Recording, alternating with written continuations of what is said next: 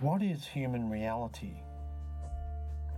There are two categories of reality, subjective and objective. Both realities are important and both make up the whole of the human experience. These two realities have common elements. 1. Human reality is derived. It's always personal. It is an invented construct of our minds. 2. Human reality is made up of inputs from our senses that are fed into our nervous system. This external stream of information is continually processed by our emotions, memories, experiences, and lastly our reason. 3. Human reality is not separate from our physiology. It is, in fact, our physiology. If an external event is perceived by two people, this event is said to be an objective reality shared by both people. But there is a chance that these two people might perceive or remember the event differently. Why? Because each person has a differently formed nervous system. Each has a slightly different fidelity with their senses, and each has a distinct set of emotions, memories, experiences, and abilities to reason. For example, consider two women standing in the shade. One woman is blind and the other is sighted.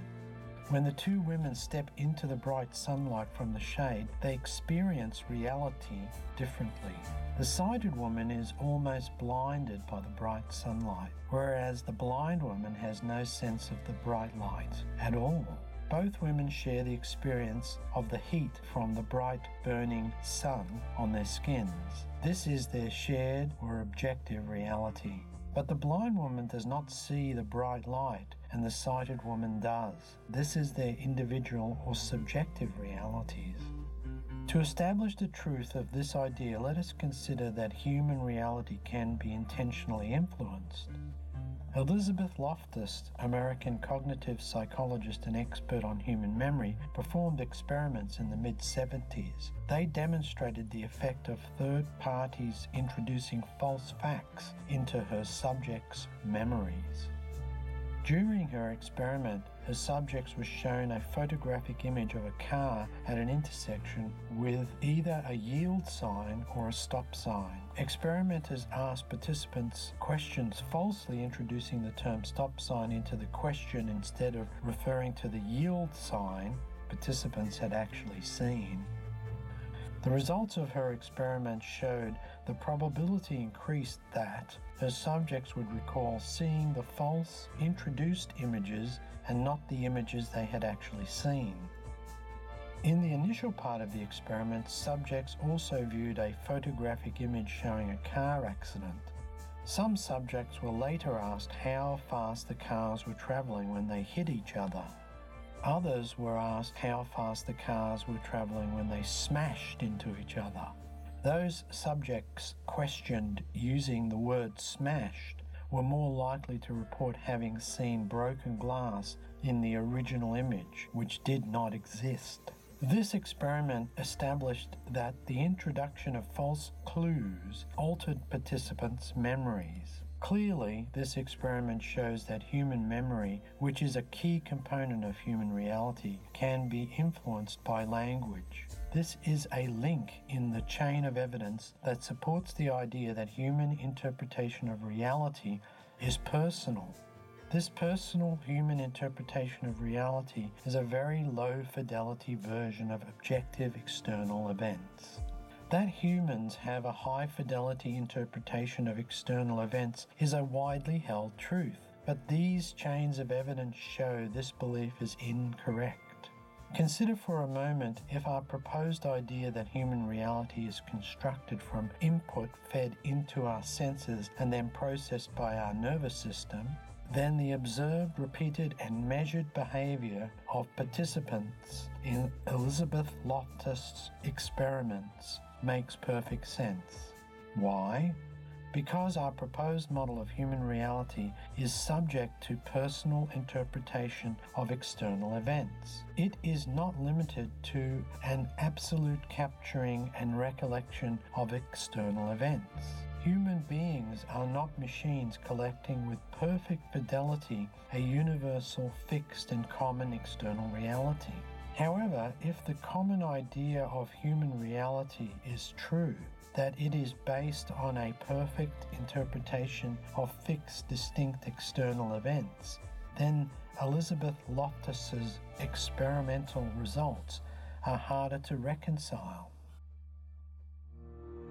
Is there a spirit or an everlasting soul?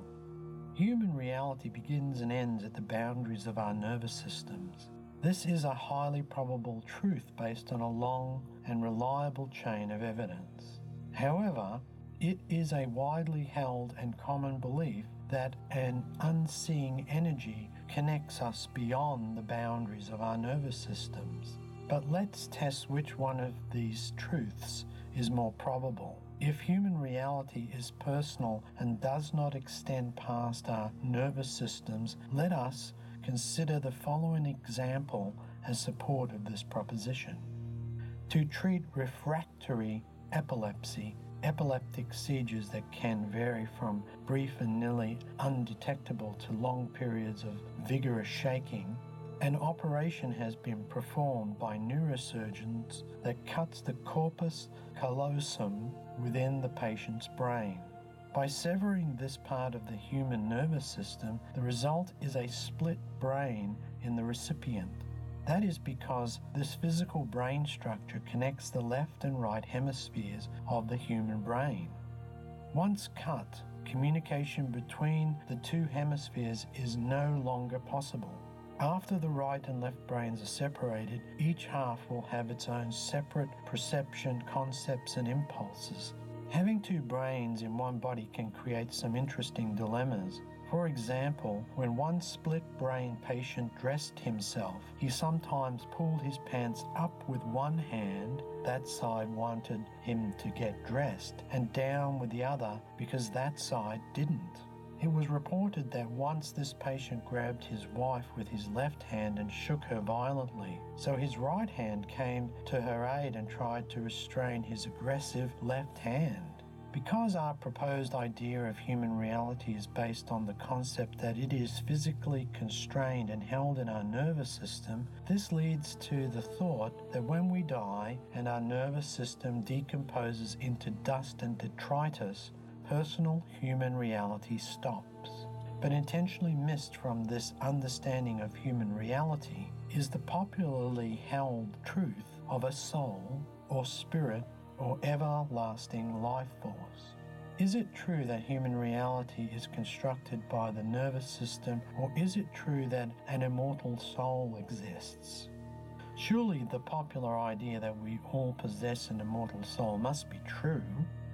If the idea of a soul or a spirit or everlasting life force is true, then the change in behavior of the unfortunate recipients of the split brain procedure we heard about earlier makes little sense. Surely, if there is one human soul which is separate from human physiology, then disturbances in human brain structure would not interrupt this supposedly distinct entity. Our claimed truth that human reality is limited to our nervous system does explain the observed, repeated, and measured behavior manifested by split brain procedure patients. However, the notion of a soul or spirit or everlasting life force that is separate from the nervous system does not predict the kind of behavior displayed in split brain patients. This supernatural idea of an everlasting life force begins to slip down our truth scale towards the foggy end.